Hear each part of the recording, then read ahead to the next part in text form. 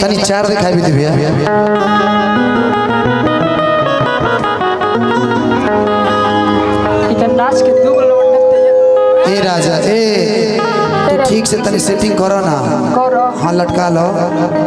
समझा कि तारी बोला अब दू जना तो दूर जानी 2 in 1 रघु हम करा के ले हम करा के ले जानी मान ली कि सुहानी प्रिय बड़ी बेरा हां ए सुहानी सुहानी तहार ढलता जवानी हां तो कबो पियावत नहीं खूब पानी ए सुहानी सुनो सुनो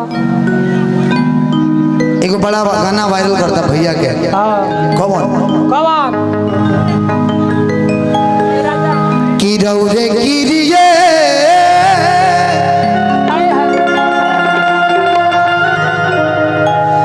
अरे कहतानी हम ओए छाय मार डालेगी ए राजा कहियो माहुर खा के मर जाई अरे पियल ना छोड़ब तो कुछ कर जाई वाह कौन सी करो ई कमर हो के कमरा हो जी कैमरा कमरा हो इहो आई ना जी है ना है ना ए रामा सुनी ना है ना ए ना सुनो है ना तनी ए रामा सब किनिया याऊ मार मधई का होता है ना किरो हां आई ना होई देखी होई देखी होई देखी ओ ए भाई ना खाली मारे ना किरौरे किरिए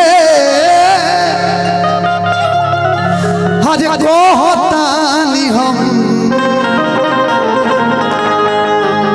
मन करता न कि यहाँ का होठवा थक हमें खाली काट ली ए राजा कहियो माहुर अंकेश भैया के लायक बनी यहाँ के ए राजा कहियो माहुर खा के मर जाई अरे पियल ना छोड़ब तो कुछ कर जाई अब ए राजा कहियो माहुर खा के मर जाई पियल ना छोड़ब तो कुछ कर जाई ए राजा कहियो माहुर खा के मर जाई पियल ना छोड़ब तो कुछ कर रौरे गिरिए अरे कहतानी हम ए राजा कहियो माहुर खा के मर जाई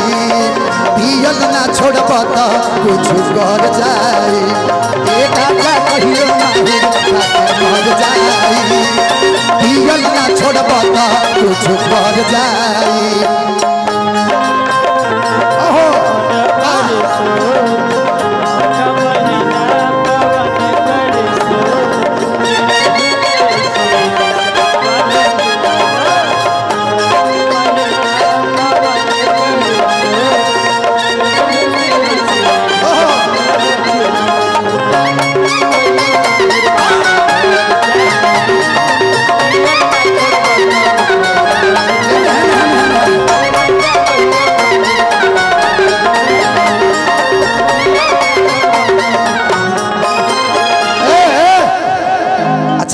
में जानवर बानू अभी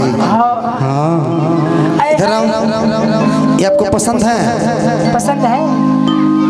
हाँ इधर है तनी अरे वल्ला जात का है बने है ना वो इधर आओ इनके पकड़ो खाली पकड़ो पकड़ो प्यार से पकड़ो प्यार से पकड़ा हेंगा पकड़े कहता है देखेंगा पकड़े को हेंगा पकड़ डराओ मत हिला मत डरो मत हिले मत गिर हमें जो कुछ करो थोड़ी बनी सबके सामने पकड़ते न बानी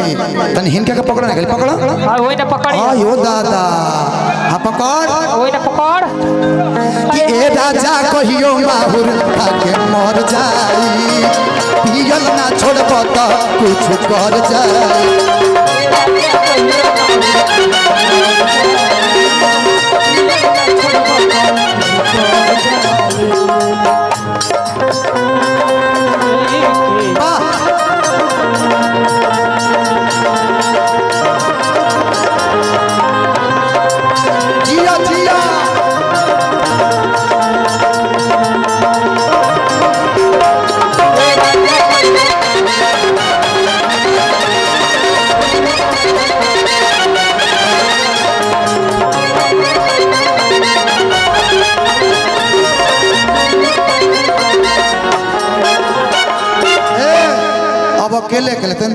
रउआ बैठी तन हेने आई कि ढेर दिन सहनी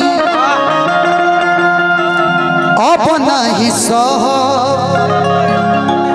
ए अम्मा जी का कहीं जब जब पी के उतरे नु तब तब कुछ धो लेता ये कुछ बुझते नहीं के कि ढेर दिन सहनी अब नहीं सह अब तारा पी के भजे अम्मा जी से कहो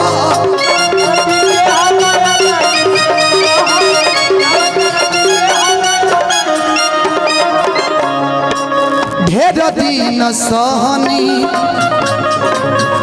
अब नहीं सह अब तनी पी के भजे अम्मा जी से कहो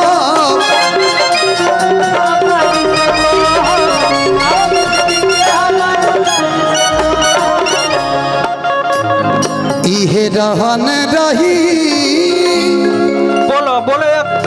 आ घर में कैसे रही ए राजा जब तार रहन है बा तारा घर में हम कैसे रह बोलो कैसे रह जब तू ना रह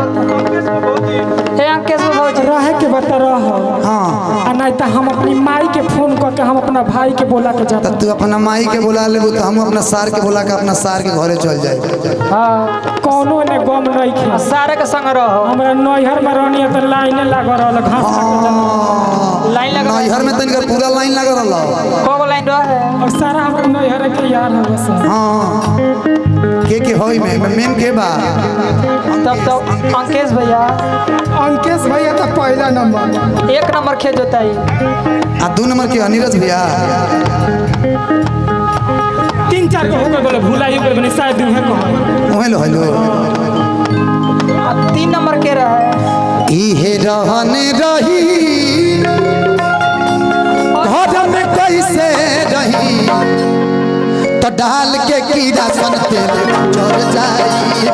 फिरल ना छोड़ब तो कुछ कर जाई ए राजा कहियो माहुर खाके मर जाई पियल ना छोड़ब तो कुछ कर जाई